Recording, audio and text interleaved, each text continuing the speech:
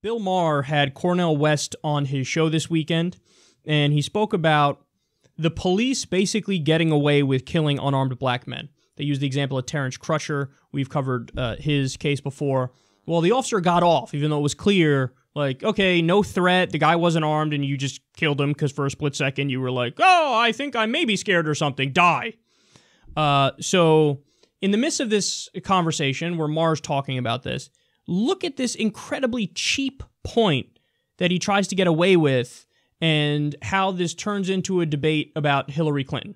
I know this is a matter close to your heart. There was an acquittal this week of a police officer, Betty Jo Shelby from Tulsa. She shot Terrence Crutcher, a unarmed black man. She said she feared for her life. And then in South Carolina, Michael Slager shot Walter Scott in the back, running away, and that was a mistrial. And this argument that the cops get away with, I was fearful that they might do something erratic. I thought when you went into the police department, you understood that there was some danger in this job. I don't know where they got this idea that if I fear at all, I am allowed to shoot you. But that seems what's happening. And by the way, Trump is all for it, and Hillary Clinton wouldn't have been. So, as someone who said they were equally awful, no, I'd like... I didn't say equally yes, awful. you did. I said one was a disaster, another was a catastrophe. Exactly my point. But How a is that disaster is better than a catastrophe. Well, that point was lost. Stop it. But let's keep the focus where it belongs.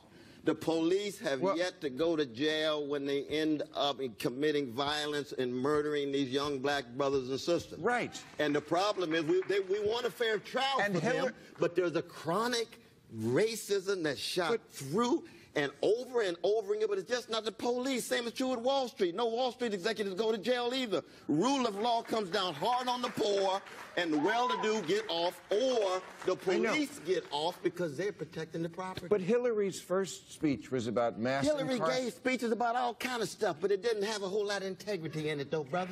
That's such bullshit. That's not bullshit at all. Really? Look how they treated Bernie Sanders, man. They concerned about the Russians. Look how they treated Bernie Sanders. Bernie would have won if he had a chance. He would have won if he had a chance. Don't defend Hillary. Hillary can't even take responsibility for the fact that she lost the election. Look what you did to him. On everybody, but he's so wrong. Don't trot Hillary out on me now, bro. He's so wrong. Oh, no. He's so wrong. She's better than Trump, but don't lie about the sister. She's better than Trump. That's all I'm saying. A lot better than Trump in so many ways.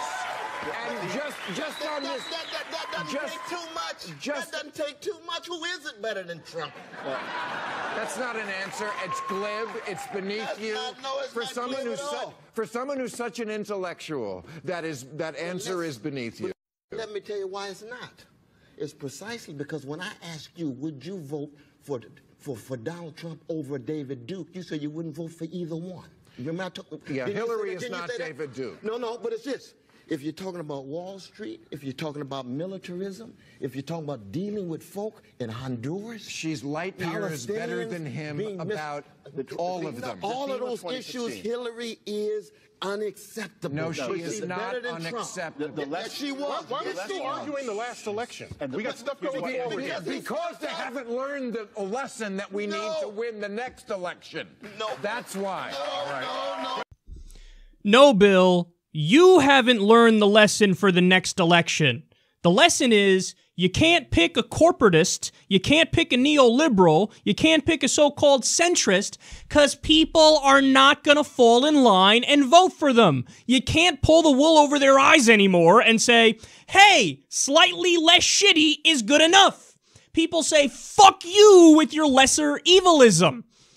So he is 100% wrong, and that's just an argument that's pure, unadulterated projection.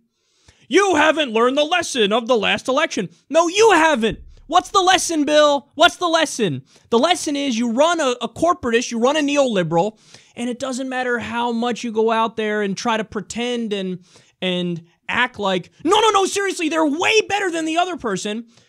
when people know that they're not that much better. Like, okay, she's better. Granted, Cornel West makes that point. I make that point.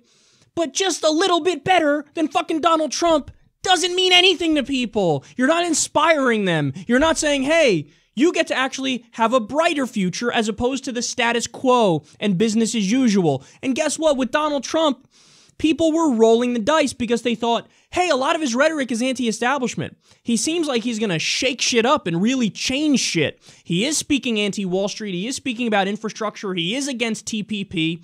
He's not the status quo candidate. He seems like a populist candidate. Now, granted, a lot of the shit he said was xenophobic and bigoted. A lot of people overlooked that because they thought, fuck, man, I think he'll keep my job here and Hillary's going to outsource it. So you're not coming to grips with the actual lessons of the election. You're pretending like, no, the establishment and the status quo has got to be good enough and you have to fall in line. No, the real lesson is the opposite of that. Don't run a status quo establishment candidate. Run a real progressive. Run a real liberal. And Bill Maher never has anything to say about the goddamn DNC and how it's proven that they tipped the scales against Bernie Sanders from day one.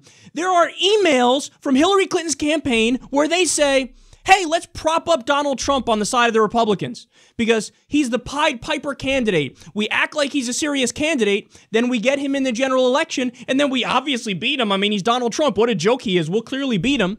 So they pushed Donald Trump on us because they thought he was beatable. Whoops.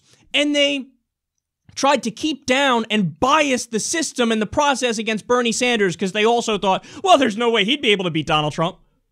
They were wrong about literally everything. And then your dumbass goes out there and carries water for them and takes away the exact incorrect lessons. You should be screaming at the DNC and saying, hey, why did you try to change voting times in districts that were pro-Bernie Sanders? Why did you try to hide the debates? You know, that seems like a weird thing to do. Why did you try to atheist shame Bill, Mr. Atheist? Atheists shame Bernie Sanders in the Midwest to try to score cheap political points so that Hillary wins. Did you not read any of these emails? I mean, furthermore, who made Hillary Clinton say, well, I think there should be, you should have public positions and private positions when you're a politician. So have positions that you really believe that for you and your donors, and then things you say in public that you don't believe, but hey, you got to pull the wool over the eyes of the sheep. Did anybody make her say that? Did anybody make her say, I want totally free and open trade borders, which is like TPP on steroids? Did anybody make her say, like she did in speeches, there's this real bigotry and oppression against the rich in America today? Who made her say that, Bill? She said that. What's hilarious is the people love to say, Russia, Russia, Russia. That's the reason she lost the election. Hold on. What's the argument that Russia released? What's the point against Russia? Oh, we think they maybe gave the DNC emails to WikiLeaks, and then that's how they got out. So your argument is Russia made it so that we could read Hillary Clinton's own words, and therefore we're going to blame Russia.